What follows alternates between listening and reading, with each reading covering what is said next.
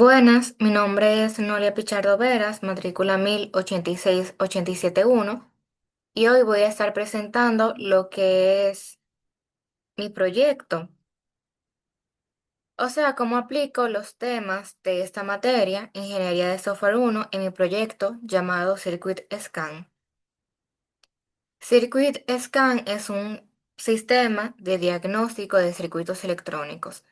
El objetivo que tiene es ayudar a estudiantes de electrónica y electricistas a revisar el estado y el funcionamiento de los circuitos que analizan en su trabajo diario.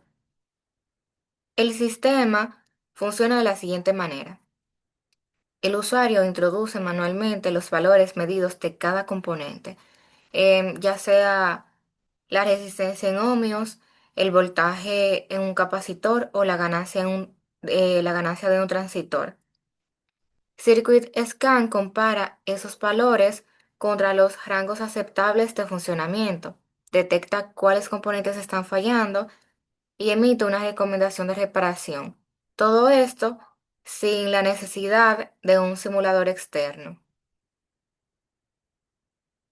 Ese sistema es útil ya que actualmente no es como que exista una herramienta simple que guía a un estudiante o técnico paso a paso en el en el proceso de diagnóstico eléctrico. Circuit Scan llena ese pequeño vacío, siendo accesible y técnicamente fundamentado. En este video se va a ver cómo los temas de esta materia se aplican directamente en mi proyecto, o sea, procesos y modelos, proceso de software, medición, requisitos, diseño y prueba de software. Comenzamos entonces con el primer tema, y es el aplicar procesos y modelos de desarrollo de software. Estudiamos anteriormente que el desarrollo profesional de software debe hacerse con métodos organizados que permitan planificar el trabajo, supervisarlo y mejorarlo de forma continua. Sin ese enfoque es bastante fácil el crear un sistema defectuoso o que no cumpla con las expectativas. Para ese proyecto es adoptar un proceso formal significa, desde un principio, definir qué actividades deben realizarse, en qué orden, quién es responsable de cada una y cuáles resultados se esperan en cada etapa. El modelo que utilizaré es el iterativo e incremental, ya que el dominio técnico del proyecto, la electrónica, es un campo donde los requisitos se refinan a medida de que se hacen pruebas con datos reales. O sea, yo no puedo conocer desde el primer día todos los casos de falla que el sistema va a detectar, o sea, debería detectar. Con este modelo, en la primera iteración desarrollaré el módulo básico, entrada de datos y detección de componentes fuera de rango. En iteraciones posteriores voy a incorporar nuevas funciones como soporte a más tipos de componentes, historiales diagnósticos y generación de reportes. Esto me permite que el sistema crezca de manera controlada y que cada nueva función se integre correctamente con las anteriores. Los procesos bien definidos también nos garantizan documentación a lo largo del desarrollo. Algo sumamente importante para el mantenimiento futuro del proyecto, porque las reglas de diagnóstico pueden cambiar con el tiempo.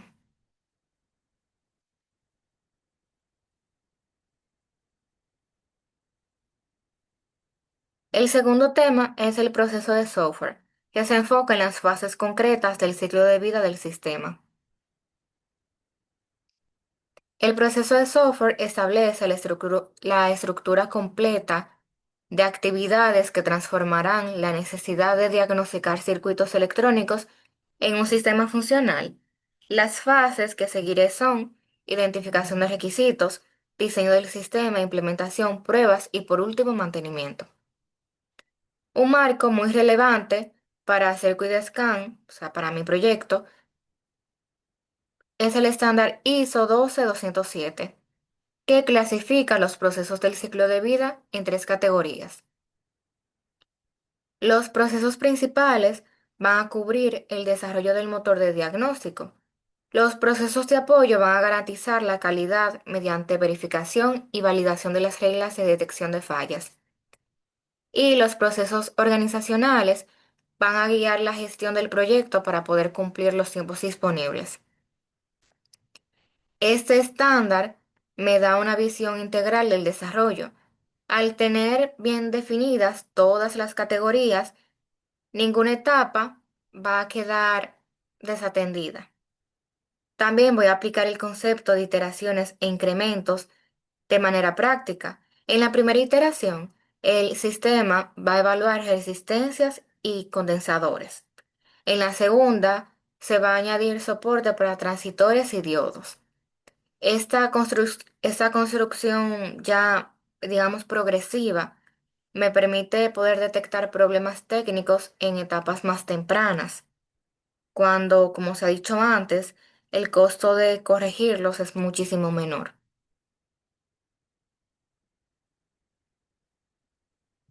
El tercer tema es la medición. Aprendimos anteriormente en las clases que la medición consiste en asignar números a atributos de entidades del proyecto para describirlo de manera objetiva. Y hay tres niveles: medida, métrica e indicador. En el proyecto voy a utilizar los tres. Una medida directa va a ser el número de tipos de componentes electrónicos que el sistema puede diagnosticar, lo que me dice exactamente el alcance funcional del sistema en cada momento. Una métrica más elaborada va a ser la tasa de diagnósticos correctos. De todos los casos de prueba diagnosticado, ¿cuál porcentaje el sistema diagnosticó correctamente? Esto me da una medida objetiva de la precisión del motor de detección de fallas. Y como indicador estratégico, voy a combinar esa tasa de precisión con la cobertura de casos de prueba para determinar si mi proyecto si está listo para entregarse a los usuarios. Algo bastante importante es que antes de estandarizar cualquier regla de diagnóstico, voy a verificar que la métrica asociada sea fiable, válida y objetiva.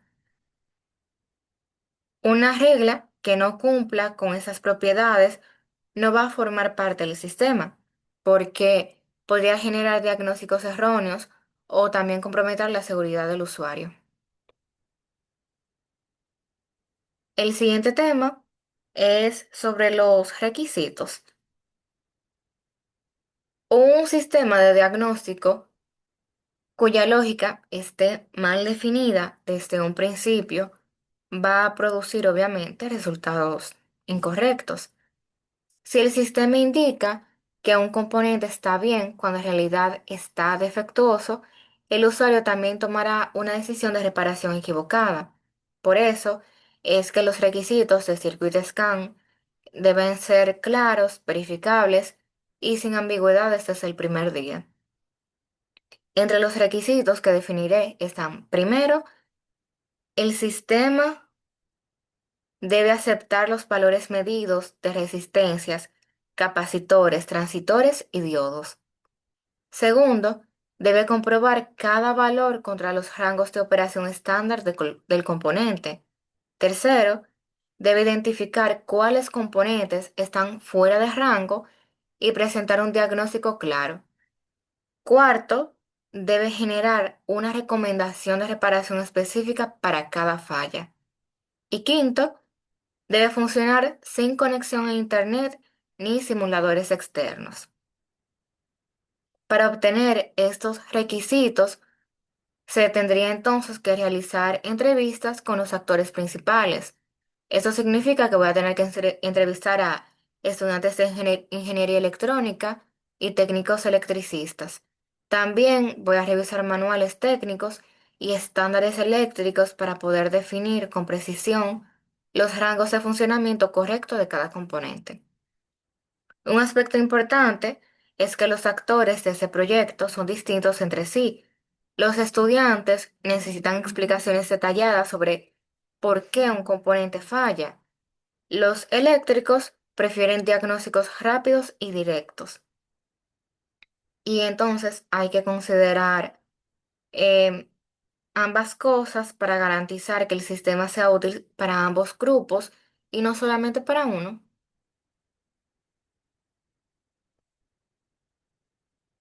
Tema 5: el diseño. Esta es la fase que transforma los requisitos en una estructura técnica que guía toda la implementación. Para este proyecto, el diseño va a comenzar con la definición de la arquitectura general. Puede utilizar un enfoque de capas, separado de tres niveles. La capa de presentación, que es la interfaz donde el usuario ingresa los datos medidos. La capa de lógica de negocio, que contiene las reglas de diagnóstico. Y la capa de datos de referencia, donde se almacenan los rangos aceptables de cada componente. Esta arquitectura me asegura que si en el futuro yo deseo cambiar la interfaz gráfica o ampliar la base de datos de componentes, no va a ser necesario reescribir toda la lógica de diagnóstico. Los módulos vienen funcionando de forma independiente a través de interfaces definidas. Aplicando los principios de descomposición y modularización, el sistema se va a dividir en cuatro módulos.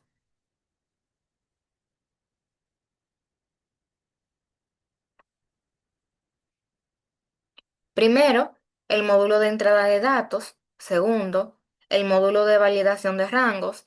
Y tercero, el módulo de generación de diagnósticos. Y cuarto, ahora sí, el módulo de recomendaciones.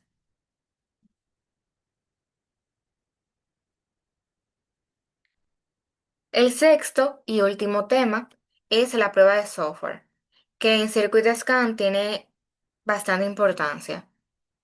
Un error en las reglas de diagnóstico podría llevar al usuario a concluir que un circuito funciona bien cuando en realidad tiene una falla, como se mencionó anteriormente. Eso podría causar daños en los equipos o incluso representar un riesgo eléctrico. Las pruebas en ese proyecto son una garantía de seguridad, o sea, no son opcionales. Aplicaré pruebas de caja blanca para verificar la lógica interna del motor de diagnóstico, asegurando así que todos los cambios de ejecución posibles produzcan el resultado correcto. Por ejemplo, si el sistema evalúa un resistor con una tolerancia del 5%, la prueba va a verificar que el código considere ese margen en ambas direcciones del rango. Aplicaré también pruebas de caja negra desde la perspectiva del usuario, ingresando valores y verificando que la salida sea comprensible y técnicamente correcta, sin necesidad de conocer el código interno. Una técnica especialmente relevante para este proyecto es el análisis de valores límite.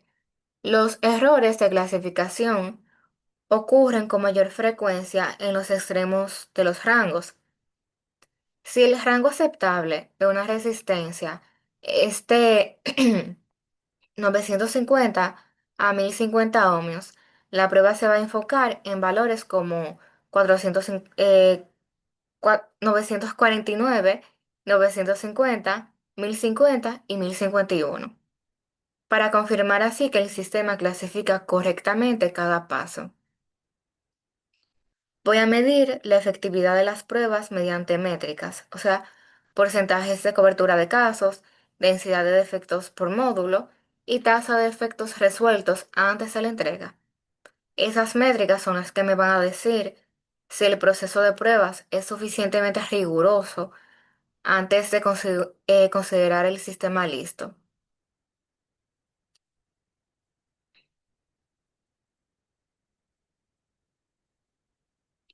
Para cerrar, quiero resumir cómo cada tema de esta materia se convierte en una herramienta dentro de mi proyecto, dentro de CircuitScan.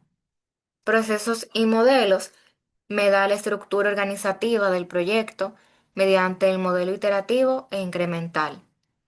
El proceso de software es el que me establece el ciclo de vida completo, respaldado por el estándar ISO 12207.